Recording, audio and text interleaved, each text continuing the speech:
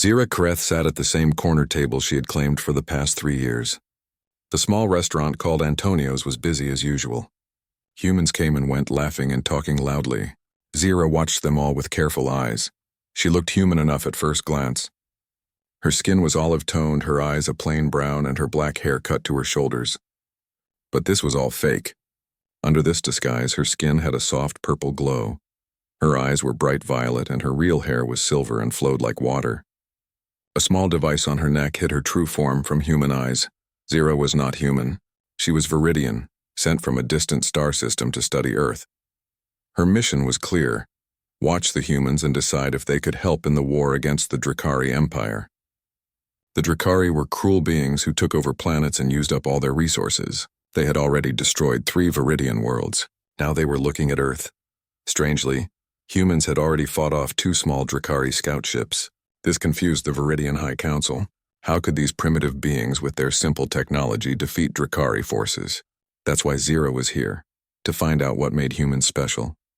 She picked at her food, the same dish she ordered every day, a simple pizza with tomato sauce and cheese. Humans called it margarita. Zira found it bland but safe. Her people ate foods with much stronger tastes and smells, but she could not risk standing out. "Table for one again?" asked Ben, the waiter who usually served her. He was young with a friendly smile that showed too many teeth by Viridian standards. "Yes, thank you," Zira replied. Her voice sounded normal to human ears thanks to the translator device hidden in her throat. In her natural state, Viridian spoke in musical tones that would hurt human ears. Ben left her alone with her thoughts and her pizza. Zira tapped her finger 3 times on the table, activating the tiny recorder in her fake watch. She spoke quietly.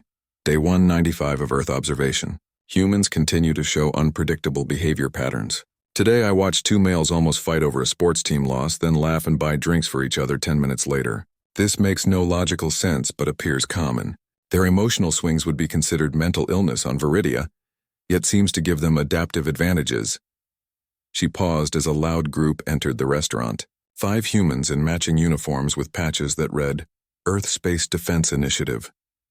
Zira's heart beat faster. These were the humans she most wanted to study. They worked at the Space Center where Earth planned its defenses. One of them, a female with short dark hair and brown skin, looked over at Zira. Their eyes met for a brief moment. Zira quickly looked down at her food. Rule number 1 of her mission: avoid drawing attention. But it was too late. The human female said something to her friends, then began walking toward Zira's table. Zira's mind raced. Had she been discovered? Did her disguise fail? Should she activate the emergency teleport back to the hidden Viridian ship behind Earth's moon? 3 years of careful work might be ruined. The human stopped at her table and smiled. "Hi there. I've seen you here before. You always sit alone." Zira nodded stiffly. "I prefer it that way." "I'm Olivia," the human said. "Olivia Martinez." She didn't leave as Zira hoped she would. "Zira Kim," she replied using her Earth name. "Well, Zira Kim, no one should eat alone every day. Mind if I join you tomorrow? My treat." Before Zira could think of a polite way to refuse, Olivia smiled again and returned to her friends. Zira watched her go with a strange feeling in her chest. On Viridia, no one would approach a stranger like that. It would be considered rude and possibly dangerous. Later that night, Zira returned to her small apartment. It was a simple place with few personal items. A cover story only. Her real home was among the stars. She removed the neural inhibitor from the base of her skull. The device kept her natural telepathic abilities blocked while among humans. Without it, she would hear fragments of thoughts from everyone nearby. The sudden silence in her mind was both a relief and lonely. Zira sent her daily report to the Viridian fleet hiding behind Earth's moon. She described everything she had seen and heard, but left out the part about Olivia approaching her. Something made her keep that interaction private. The response came quickly. Continue observation. New intelligence suggests Drakari main fleet approaching faster than expected. May reach Earth system within 60 days. Determine human military capability immediately. Zira felt a chill. 60 days was not much time. If the Drakari came in full force, Earth would be destroyed. Humans had no idea what was coming. For the first time in her mission, Zira felt something beyond professional duty. If Earth fell, places like Antonio's would be gone. People like Ben the waiter would be enslaved or killed. The busy streets and strange customs she had grown used to would vanish. She looked out her window at the city lights. Humans wasted energy with their bright signs and all-night businesses. It was inefficient and illogical and somehow beautiful. I am compromised, Zira whispered to herself. 3 years among humans had changed her. She cared what happened to them. This was dangerous thinking for a Viridian agent. The next day, Zira sat at her usual table. She had decided to avoid Olivia if she appeared. The mission was too important to risk personal connections. But when Olivia walked in carrying 2 plates and sat down across from her without asking, Zira didn't leave. She watched as Olivia placed a different kind of pizza in front of her. "You like pizza?" Olivia asked with a smile. The question was simple. The answer should have been simple too. But something in Olivia's warm eyes made Zira pause. This moment felt important somehow, like a turning point.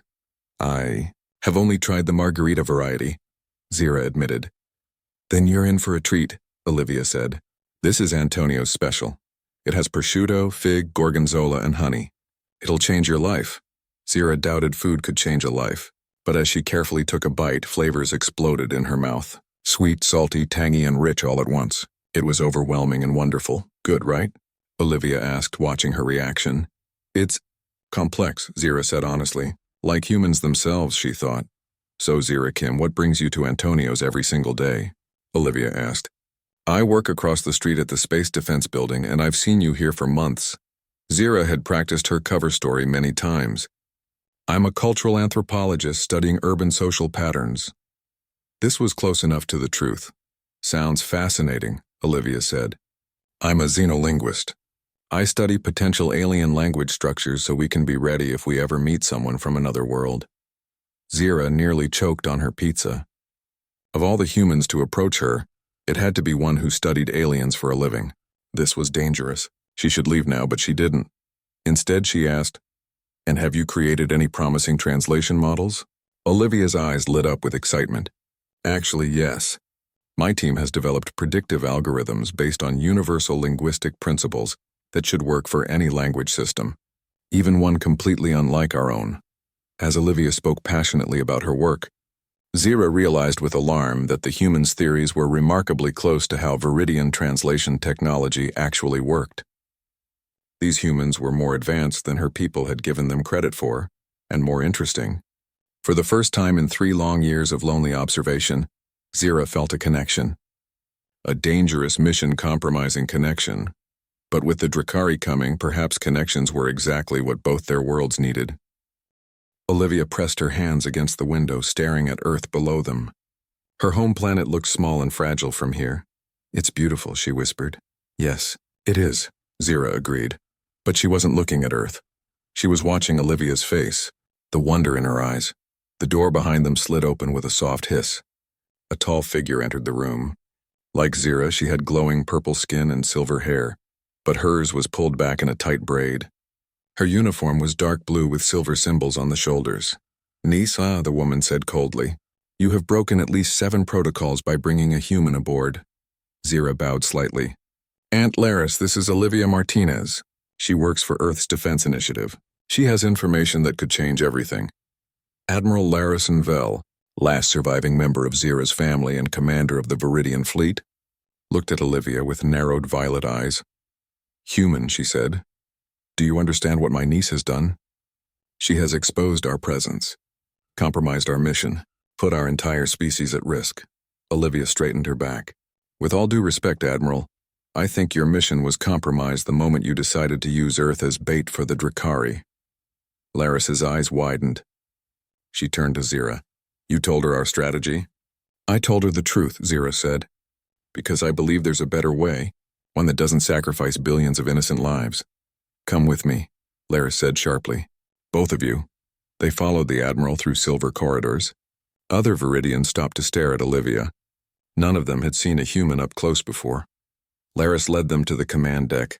A large round room with viewing screens on all walls. In the center was a table that projected 3D images of space. "Show me this information that's supposedly worth committing treason," Laris said. Olivia stepped forward. She took a small device from her pocket, a data drive from Earth. This contains plans for Project Butterfly, she explained. It's a defense system that uses quantum randomness to create truly unpredictable battle strategies. A Viridian officer took the drive, looking at it like it might bite him. He inserted it into a slot on the table. Holograms appeared above the table. Earth designs translated into Viridian language. Lara studied the projections with a frown. These weapon systems are primitive. It's not about the weapons, Zira explained. It's about the strategy. The Drakari hive mind works by predicting enemy responses, but this system is completely random. They can't predict what even the system itself doesn't know it will do next. Chaos as a weapon, Laris murmured, moving around the table. Interesting in theory, but unproven. Run a simulation, Zira suggested. Compare it against our standard battle protocols. Laris nodded to her officers.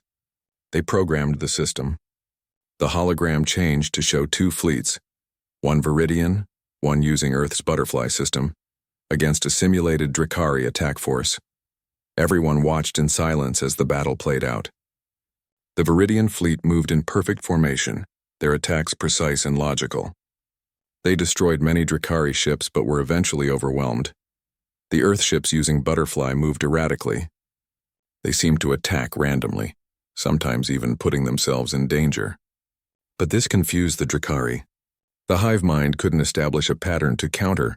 In the end, the Earth ships won with 43% of their force intact. The simulation favors your system, Lara said, but she looked thoughtful. Run it again with different parameters, Zira suggested. They ran the simulation 10 more times. The Earth system won 7 of them. The other 3 were close. This is not enough to change council policy, Lara said finally, but it is intriguing. Admiral, Olivia said, stepping forward. I understand your people have suffered because of the Drakari. Earth doesn't want to fight your war, but we don't want to be sacrificed either. If we work together, maybe we both have a chance. Like, why should we trust humans? Laris asked. Your kind fights among yourselves constantly. You pollute your planet. You can barely agree on anything. That's exactly why you should trust us, Olivia argued. Our chaos, our disagreements, they're our strength against the Drakari. We don't think like them. We don't think like you either. We're unpredictable. Before Laris could respond, alarms blared throughout the ship. Red lights flashed on the command deck. Report, Laris shouted. A Viridian officer looked up from his station, his face pale. Drakari scout ship just entered the system. It's scanning the 3rd planet. Earth, Olivia whispered. Impossible, Laris said. Their main fleet isn't due for weeks. It's an advanced scout, the officer explained. But it spotted us. Our cloaking field faltered when we ran those simulations. They know we're here. Laris's face hardened. Battle stations. Prepare to engage. No. Zira stepped forward. If we attack, we reveal ourselves to Earth too. The Council will see it as direct interference. If we do nothing, the scout reports back to the Drakari fleet. Laris countered. They'll speed up their invasion timeline. Olivia had been staring at the tactical display. What if you don't have to do either? She asked. Everyone turned to look at her. Explain, Laris demanded. Let me contact Earth's Defense Initiative, Olivia said. We have orbital platforms that could intercept the scout. Make it look like Earth technology destroyed it. The Drakari would never know you were here, and Earth wouldn't know either. Your weapons aren't advanced enough, Laris argued. They don't need to be, Olivia insisted. Your scans show the scout ship is small. Our missiles could damage it enough if they knew exactly where to hit. Laris looked at Zira. Your human is either very brave or very foolish. She's right, Zira said. It could work, and it would prove humans can be valuable allies. After a tense moment, Laris nodded. Make your call, human. But understand, if this fails, we will destroy the scout ourselves, consequences be damned. Olivia was given access to a communication station. She called her superior at EastDI, General Pam Knowles, explaining that she had discovered a small alien craft near the moon using a new scanning technique. She convinced Knowles to launch interceptor missiles. Everyone on the command deck watched as Earth's defense platforms fired a series of missiles toward the Drakari scout. Most missed or were destroyed by the scout's defenses, but 3 hit their target, guided by subtle adjustments from the Viridian ship. The Drakari scout exploded in a bright flash that quickly faded in the vacuum of space. Earth is hailing the scout, a communications officer reported. No response, of course. They think they got lucky, Laris mused. They have no idea what they've just become involved in. She turned to Olivia. Your plan worked, human. But this changes nothing about our larger strategy. The Council will never agree to a full alliance with Earth. Then don't tell them yet, Zira suggested. Let me continue my mission. Let me prove that humans are worth saving. How? Laris asked. Integrate their butterfly system with our ships, Zira said. Just as a test. If it works against the main Drakari fleet, the Council can't argue with success. Laris paced the command deck, thinking. Finally, she stopped in front of Olivia. You risked exposing yourself to save both our peoples today, she said. That shows my character. I will allow Zira to continue her mission with your assistance. You will help integrate your defense system with one of our ships. A small one, nothing we can't lose if this goes wrong. Thank you, Admiral, Olivia said. Don't thank me yet, Laris warned. If the Council discovers what we're doing, we'll all face charges of treason. Over the next week, Zira and Olivia worked together in secret. By day, they met at Antonio's for pizza, maintaining their cover. By night, they were transported to the Viridian ship to work on integrating Earth's butterfly system. It wasn't easy. Viridian technology was based on crystal matrices and quantum entanglement. Earth technology used silicon and electricity. Making them work together was like trying to connect water and fire. It's impossible, Olivia sighed one night, pushing away from the workstation. Our systems are too different. Zira looked up from the crystal she was programming. Nothing is impossible. Just difficult. That sounds like something a human would say, Olivia teased. Zira smiled. I've been around you too long. They had grown closer during their long hours working together. Zira found herself sharing stories about her homeworld, her parents, the life she had lost when the Drakari came. Olivia told her about growing up in New Mexico, watching the stars, dreaming of meeting aliens someday. Though I pictured little green men, not tall purple women, she joked. One night, as they were taking a break from their work, Olivia asked a question that had been on her mind. What happens after? If we succeed, if we stop the Drakari, will you go back to your people? Zira looked out the viewport at Earth below. I don't know. I'm not sure I belong there anymore. I'm not sure I belong anywhere.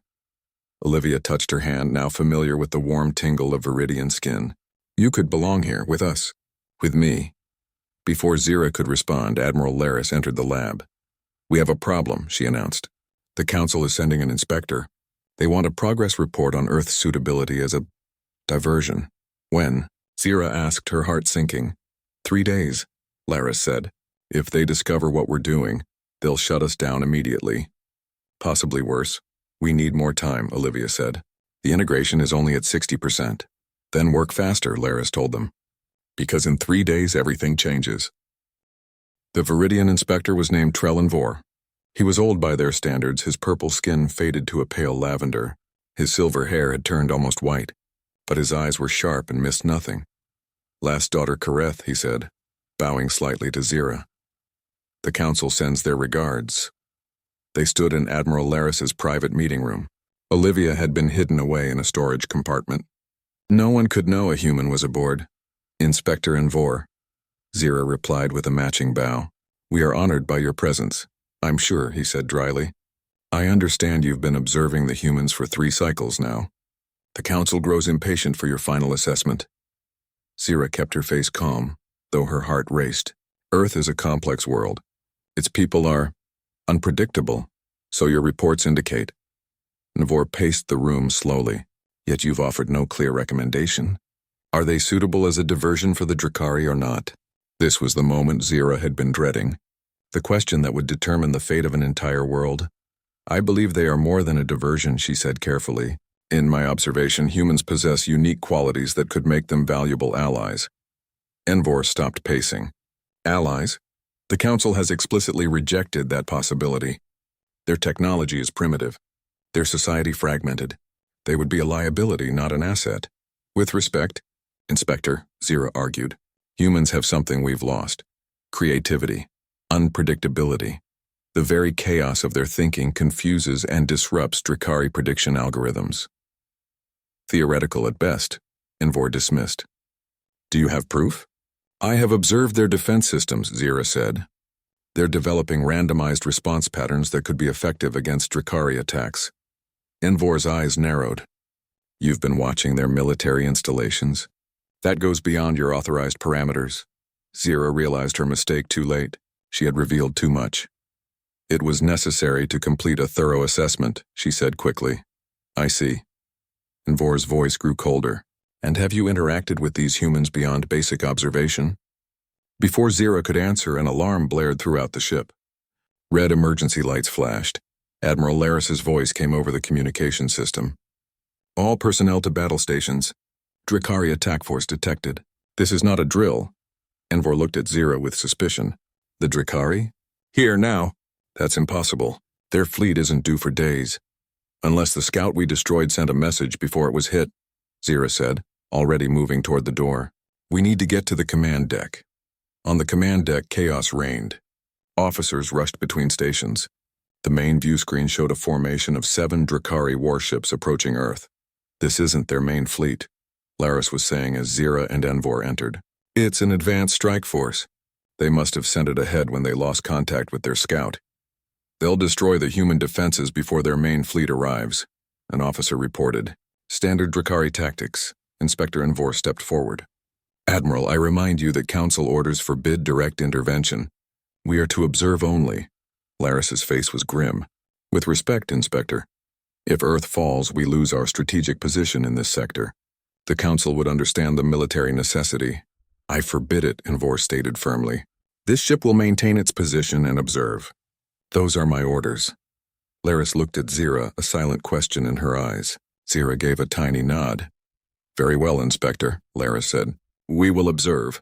However, I insist we monitor the situation from our tactical position behind the human moon. For safety, Envor agreed reluctantly. The massive Viridian ship moved silently into position, hidden from both Earth and the approaching Drakari. The humans have detected the Drakari ships, a communications officer reported. They're scrambling their defenses. On the view screen, tiny dots appeared from Earth, missiles and fighter craft, primitive compared to Drakari technology. They don't stand a chance, Envor said almost sadly.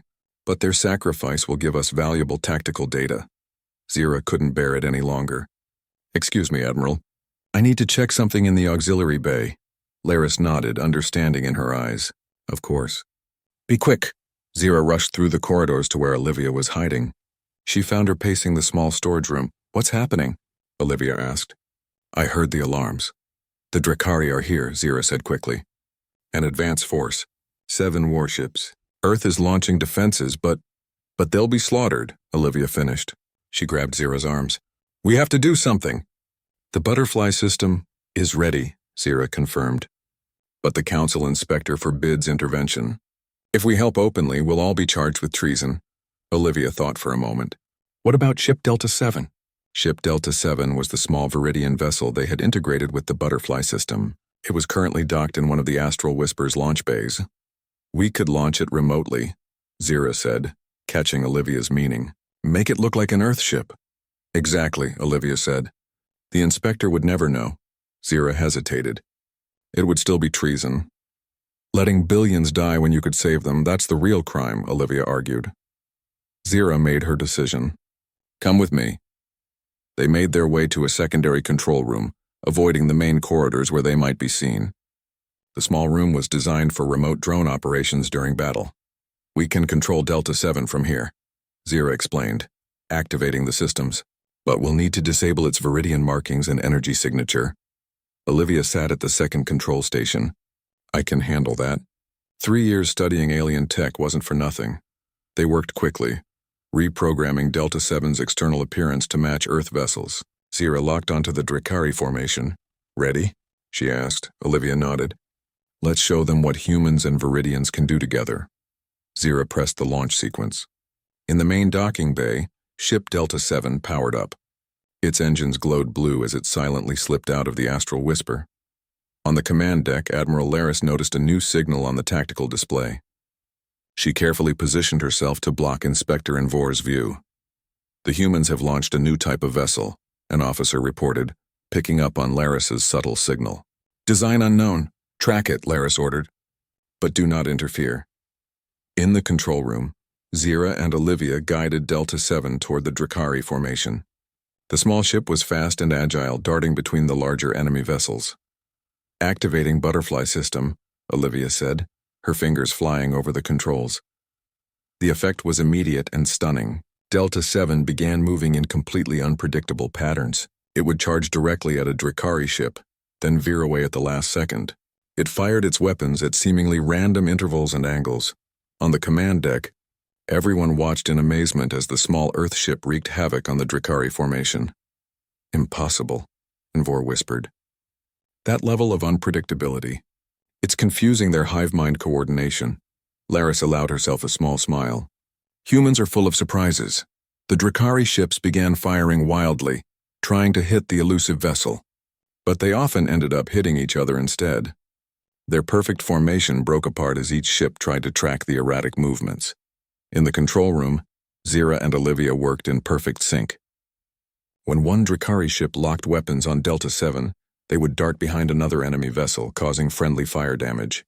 "It's working," Olivia exclaimed as one of the Drakari ships exploded after taking multiple hits from its allies. "They can't predict us," Zira agreed. "Their greatest strength has become their weakness." The battle raged for nearly an hour. Earth forces, seeing the success of the mysterious new ship, adapted their tactics. They began making more random, unpredictable movements themselves. It wasn't as effective as the butterfly system, but it confused the Drakari further. In the end, 5 of the 7 Drakari warships were destroyed. The remaining 2 fled, jumping to faster-than-light speed.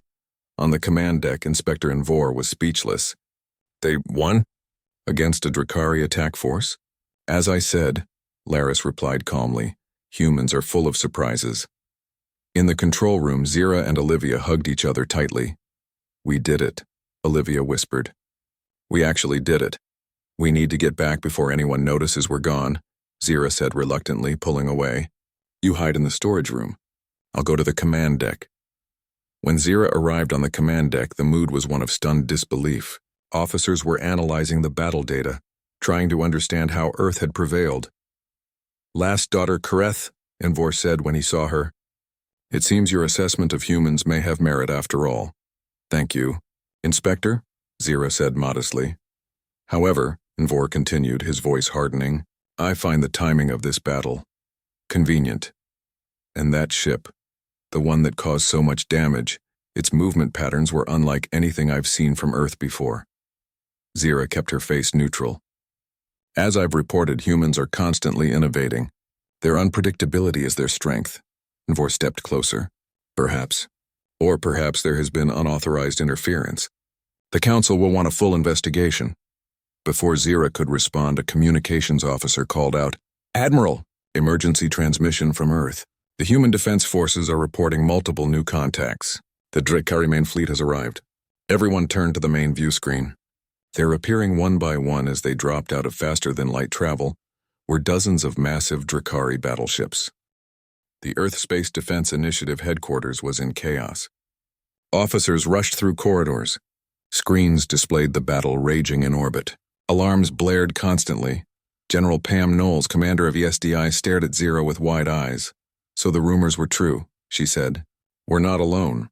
"Not alone," Zira confirmed, her human disguise now deactivated. Her purple skin glowed softly in the fluorescent lights of the war room. "And no longer fighting alone either." Olivia quickly explained the situation, the Drakari threat, the Viridian Alliance, and most importantly, the butterfly system that had proven effective against the enemy's hive mind tactics. "Let me get this straight," General Knowles said, rubbing her forehead. "You've been secretly working with aliens for weeks, integrating our experimental defense system with their technology, all without authorization." "Yes, ma'am," Olivia admitted. "I'll accept whatever punishment you deem appropriate, after we survive this invasion." Knowles laughed without humor. "Punishment? If this works, I'll recommend you for the highest honor we can give." She turned to her officers. "Implement the butterfly protocols on all defense platforms. Randomize everything. No patterns, no predictable responses." "The Drakari adapt quickly," Zira warned. "They've never encountered human unpredictability before, but they learn. We need to be even more random, more chaotic. What do you suggest?" Knowles asked. Zira exchanged looks with Olivia. The Delta 7 prototype showed us that human and Viridian technology working together is more effective than either alone. We need to expand that integration to your entire defense grid. And how do we do that in the middle of an invasion? An officer asked. We already have the framework, Olivia explained. We just need to broadcast it. Every Earth defense system would need to receive and implement the new protocols. Our main communication satellite could do it, Knowles said, but it's in orbit, right in the middle of the battle zone. Then we go up, Zira said simply. We take the transport pod back up and do it manually. That's suicide, Knowles protested. It's our only chance, Olivia countered. The pod has Viridian cloaking technology. We can reach the satellite undetected. Knowles looked between them, then nodded slowly. I can't order you to do this. You don't have to, Olivia said. We volunteer. While ESDI technicians prepared the butterfly system for broadcast, Zira contacted her aunt aboard the Astral Whisper. The Viridian flagship had taken heavy damage but was still fighting. The Council fleet has arrived, Laris reported, her image flickering on the communication screen. They've engaged the Drakari, but we're outnumbered. Inspector Envor has been contained. We're implementing the butterfly system across all Earth defenses, Zira explained. We need to reach their main communication satellite. I'll provide cover, Laris promised. But niece, the odds are not in our favor. When have they ever been? Zira replied with a sad smile. Before they departed, Olivia pulled Zira aside. In a quiet corner of the busy command center, they shared a moment of peace amidst the chaos. If we don't make it back, Olivia began. Zira placed a finger on her lips. We will. But if we don't, Olivia insisted, I want you to know that meeting you was worth it. All of it, even the end of the world. Zira took Olivia's face in her hands. In my 3 years on Earth, I've learned many things. But the most important lesson was from you. Connections matter. They give us strength. They give us hope. She rested her forehead against Olivia's. And hope is something even the Drakari can't take away. Their transport pod launched 30 minutes later, carrying the integrated butterfly system and their last best hope. As they ascended through Earth's atmosphere, the view became clearer and more terrifying. The space around Earth was a battlefield unlike anything in human history. Viridian ships, their advanced technology finally revealed, battled alongside Earth vessels against the Drakari armada. Beams of energy crisscrossed the void. Explosions bloomed like silent flowers. The satellite is there. Olivia pointed to a large structure orbiting Earth. We need to dock with it. Zira activated the pod's cloaking field. They became invisible to sensors, but they could still be hit by stray fire. She piloted carefully through the chaos, dodging debris and energy blasts. Look, Olivia said softly as they approached Earth's dark side. Below them, cities glowed like constellations on the planet's surface, people going about their lives, most unaware of the battle raging above them, unaware that their fate was being decided in the cold vacuum of space. This is what we're fighting for, Zira said. Not just survival. Life. Connection. They reached the satellite and docked with a soft metallic clunk. Wearing spacesuits, they exited the pod and floated to the satellite's main access panel. I'll need about 10 minutes to upload the butterfly protocols, Olivia said, her voice coming through the suit's communication system. I'll keep watch, Zira replied, scanning the battle around them. Olivia worked quickly, connecting their system to the satellite's broadcasting array. Numbers and codes scrolled across her portable screen. Upload at 20%, she reported. So far so good. A massive explosion lit up space nearby. A Drakari cruiser had been hit by combined fire from 3 Earth vessels using erratic, unpredictable attack patterns. The butterfly system was already having an effect, even in its limited deployment. 40%, Olivia continued. The satellite is accepting the new protocols. Suddenly, Zira spotted movement. We have company. 3 small Drakari fighter craft had broken away from the main battle. They were heading directly for the satellite. They figured out what we're doing, Zira said urgently. How much longer? 60%. I need 5 more minutes. We don't have 5 minutes. Zira made a quick decision. Keep working.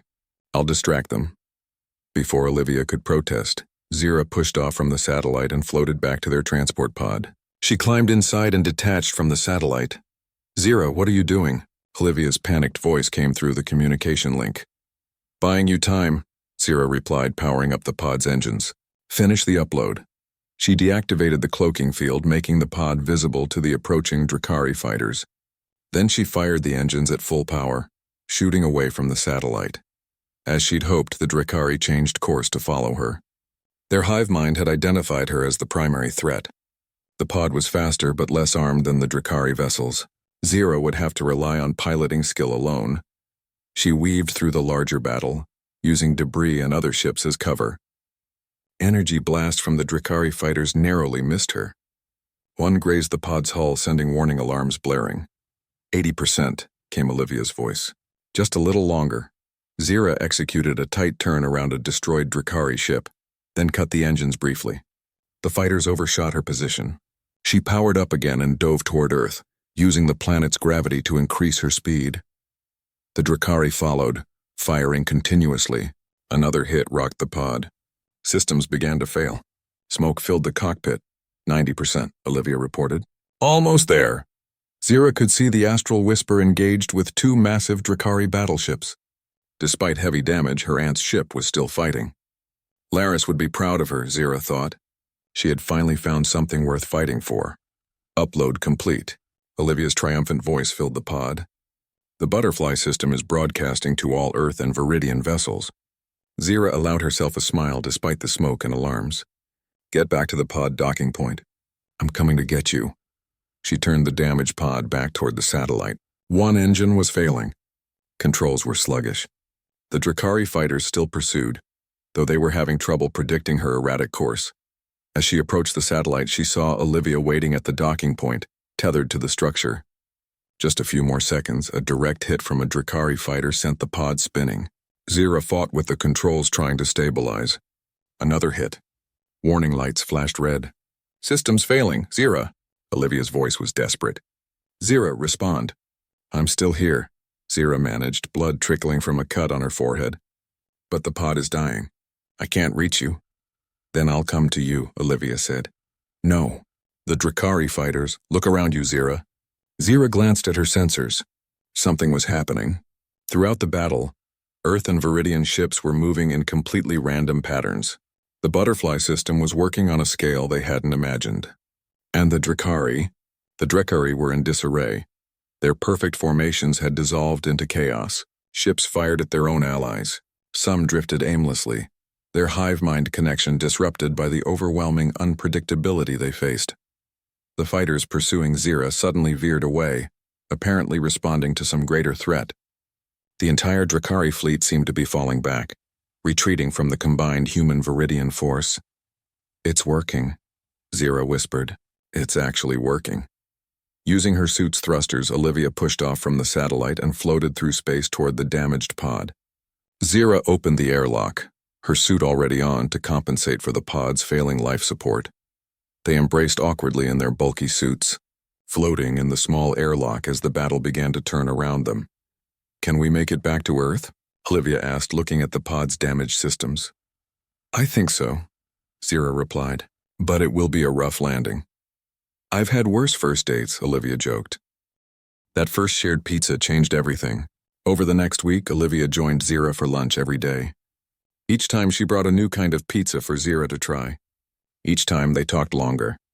Zira knew she was breaking rules. Viridian observers were supposed to keep distance. Watch, but don't get involved. Report facts, not feelings. But something about Olivia made it hard to stay away. So you really have no family here? Olivia asked one day as they shared a pizza with little round spicy meat pieces Olivia called pepperoni. No, Zira said, which was true. Her family was millions of miles away. Her parents had died when the Drakari destroyed their homeworld. Only her Aunt Laris remained, commanding the Viridian fleet that hid behind Earth's moon. That must be lonely, Olivia said softly. Zira looked up, surprised. Viridians didn't talk about feelings like loneliness. Such weakness was private, but humans spoke of emotions openly, freely. Yes, Zira admitted. It is lonely. Olivia reached across the table and touched Zira's hand. The touch sent a strange tingle up Zira's arm. Viridians rarely touched each other outside family units. The warmth of Olivia's hand was nice. Well, now you have me, Olivia said with a smile. That night in her apartment, Zira paced back and forth. Her daily report was due, but she didn't know what to say. Should she mention Olivia? The growing friendship? The strange feelings? No. The Viridian High Council would see it as mission failure. They might pull her out, send someone else, someone who wouldn't care what happened to Earth or its people. Zira sent a regular report instead. Plain facts about human defense systems. Nothing about pizza or warm hands or the way Olivia's laugh made her feel less alone in the universe. 2 days later, Olivia invited Zira to her apartment for dinner. No pizza this time, I promise, she said with a laugh. I actually can cook other things. Zira knew she should refuse. Getting closer to Olivia was dangerous. But the words that came out were, I would like that very much. Olivia's home was small but colorful. Plants grew in every window. Pictures of smiling humans covered the walls. Music played softly from hidden speakers. It felt alive in a way Zira's empty apartment never did. Make yourself comfortable, Olivia said, heading to the kitchen. Dinner will be ready soon. Zira looked at the photos while Olivia cooked. One showed Olivia in a cap and gown holding a rolled paper. Another showed her with an older couple who had her same warm smile. Family, Zira guessed, a concept that made her heart ache. That's my graduation from MIT, Olivia said, coming up behind her. And those are my parents. They live in New Mexico now. You look happy, Zira said. I was. I am, Olivia paused. You never talk about yourself, Zira. I've shared my whole life story, but I know almost nothing about you. Zira turned away. There isn't much to tell. I don't believe that, Olivia said gently. Everyone has a story. During dinner, Zira tried to stick to her cover story. Cultural anthropologist. New in town, studying urban social patterns. But Olivia asked questions Zira wasn't prepared for.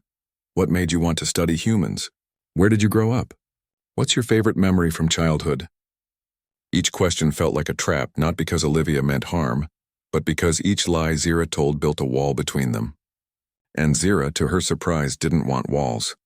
After dinner, they sat on Olivia's small balcony. The night was clear, stars visible despite the city lights.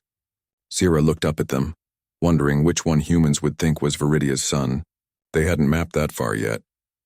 You look at the stars differently, Olivia said suddenly. Zira tensed. What do you mean? Most people look at stars with wonder or romance. You look at them like you're reading a map, like you know them. Olivia turned to face her fully. Who are you really, Zira? The moment stretched between them. Zira knew the smart choice was to leave. Make an excuse. Never see Olivia again. Instead, she reached up and touched the small device on her neck, the one that maintained her human appearance. If I show you something, do you promise not to scream? Zira asked. Olivia's eyes widened, but she nodded. Zira pressed the hidden button on the device. The air around her shimmered slightly. Her olive skin began to glow with a soft purple light. Her brown eyes shifted to bright violet. Her black hair became flowing silver. Olivia gasped but didn't scream. She didn't run either. She just stared, her mouth open in shock. My name is Zira Kareth, Zira said, her voice now carrying its natural musical tones. I am the last daughter of the Viridian High Council. I was sent to Earth to study humans and determine if your species could be allies against the Drakari Empire. Olivia's hand trembled as she reached out slowly. May I? She whispered. Zira nodded. Olivia's fingers gently touched her glowing cheek. You're beautiful, Olivia said, and real. Actually real. A tear slipped down her face. I've spent my whole career preparing for this moment, and now, you've been here all along eating pizza with me. Zira laughed, the sound like wind chimes in her natural voice. Your pizza is better than our food cubes. Food cubes? Oh, we definitely need to introduce you to more Earth cuisine, Olivia said. Then her face grew serious. Why are you telling me this now? What's a Drakari Empire? Zira's glow dimmed slightly. Because Earth is in danger. The Drakari are coming. They destroy worlds, Olivia. They've already taken 3 of ours, and they'll be here in less than 2 months. Olivia's face paled. 2 months? We need to tell someone. The government, the military. That's why I'm telling you, Zira said. My people have been watching Earth for years. We've seen your weapons. They won't be enough. But my aunt commands a battlecruiser behind your moon. If I can convince her that humans are worth allying with— Wait, Olivia said, standing up suddenly. Your people have been hiding behind our moon watching us? Like some kind of cosmic peeping toms? We meant no harm, Zira said quickly. We needed to know if you could be trusted, if you were advanced enough to help us. And are we? Olivia asked, crossing her arms. Or were you just going to leave us to die when these Drakari show up? The question hit Zira hard because it was exactly what her people planned. Use Earth as a distraction. Let the Drakari waste resources conquering it while the Viridian fleet regrouped. That was the original plan, Zira admitted. But I don't agree with it anymore. Humans deserve better. You deserve better. Olivia was quiet for a long moment. You're risking a lot by telling me this, aren't you? Zira nodded. If my people find out, I'll be recalled. Probably imprisoned for treason. Why risk it? Zira looked down at her glowing hands. Because I've learned something in my time here. Something my people have forgotten after centuries of logical, emotionless existence. Connections matter. Friendship matters. She looked up at Olivia. You matter. Olivia sat back down and took Zira's hand. The touch felt even more electric now that her true skin was exposed. So what do we do? Olivia asked. I need to convince my aunt that humans have value as allies, not just sacrifices, Zira said. And to do that, I need proof of human ingenuity. Something that shows how your chaotic emotional thinking can be an advantage against the Drakari hive mind. Olivia thought for a moment. I might have an idea. My team at Yesti has been working on a new kind of defense system, something completely unpredictable. The brass thinks it's too risky, but maybe that's exactly what we need against a hive mind. Can you show me? Olivia hesitated. It's classified. I could lose my job. Maybe go to prison. If the Drakari come, jobs in prisons won't matter, Zira said softly. Nothing will. The next morning, they met at the Earth Space Defense Initiative building. Olivia used her badge to get them past security. Zira had activated her human disguise again. Looking like the plain Zira Kim everyone knew, Olivia led her to a sub-basement marked quantum computing division. The room they entered was filled with strange machines and glowing screens. This is Project Butterfly, Olivia explained. A defense system that uses quantum randomness to make completely unpredictable decisions. She tapped on a keyboard, bringing up diagrams. Normal computers are logical. They follow patterns. But this system introduces true randomness. It's like having a battle plan where even we don't know what we'll do next. Zira studied the screens, excitement growing. This is exactly what we need. The Drakari predict enemy actions through their hive mind. They analyze patterns. But if there is no pattern, they can't predict what they can't understand, Olivia finished. I need to show this to my aunt, Zira said. Tonight. That evening, as stars appeared in the sky, Zira led Olivia to a small clearing in a park outside the city. Are you sure about this? Zira asked. Once you go up there, everything changes. Olivia took a deep breath. I've dreamed about stars my whole life. Now I get to touch them. I'm sure. Zira activated her communicator. 2 to transport. Authorization Kreth 79. Light swirled around them. The ground disappeared. For a moment, they floated in a tunnel of blue energy. Then solid floor appeared beneath their feet. Olivia stumbled, gasping for breath. Zira caught her arm. The first transport is disorienting, Zira said. It passes quickly. When Olivia could stand straight, she looked around. They were in a silver room with curved walls. The air smelled different, cleaner, but with a hint of something like cinnamon. Through a large window, Earth hung in space, a beautiful blue sphere. We're here, Zira said. Welcome to the Viridian battlecruiser Astral Whisper.